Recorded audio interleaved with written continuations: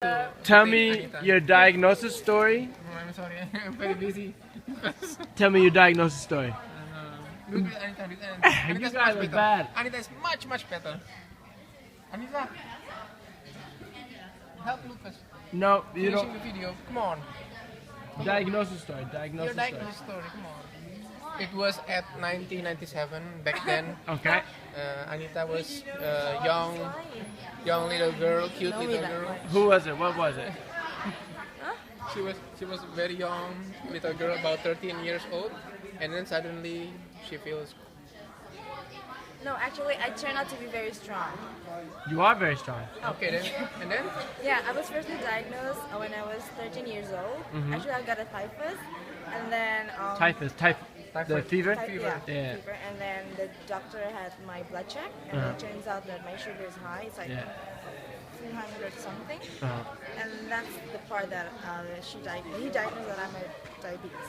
But now that's a type 1. Right. So he started with normal medication. Metformin? No, Amaryl. Mario. And metformin. Yeah. And after several weeks, he realized that my blood glucose is not getting any better. So that's the first time I do insulin. What was it like? Do you remember the first time you gave insulin? The feeling? Actually, I'm tougher than what my parents thought. My mom is afraid of the needles, so my dad is the person who accompanied me all the time. But when you got that first dose of insulin in your system, was it like jumping in the ice bucket, or not that remarkable? It's hard to accept actually because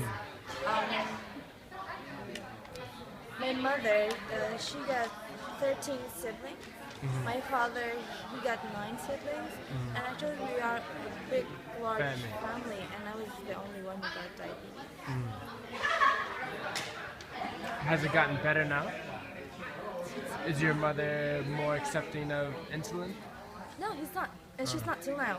Okay. Yeah, so Excuse me, sorry. it's still a struggle until now. And so for you, how have you overcome? I read books. Good. Because I know that I'm going to my doctor until now, and he got lots of patients, so I don't really get Attention? so many information that I need. So I bought books about diabetes, and then I asked questions to him.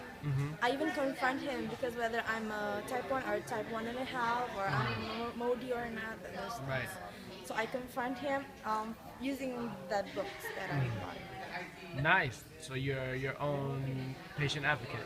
Yeah, I had to because I'm not gaining enough information. Yeah.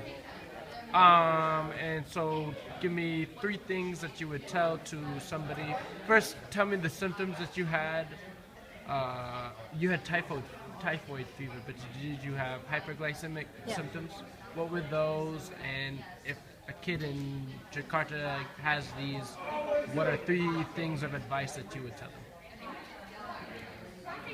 First, I will tell them that they will be okay. They will be okay. And second, I might need to change the parents' perspective about diabetes. To know that we are normal people but with pancreas. Actually, it's just changing our lifestyle. But it might be hard changing lifestyle in rural areas because in bigger cities we might find food with low GI, but not in rural areas. You will have a lot of difficulties. And by changing the views of the parents, by being more positive, we'll create impact to the kids to be more positive. And starting from that, being positive will create positive society around the kid also. That's awesome. Thank you so much, Anita.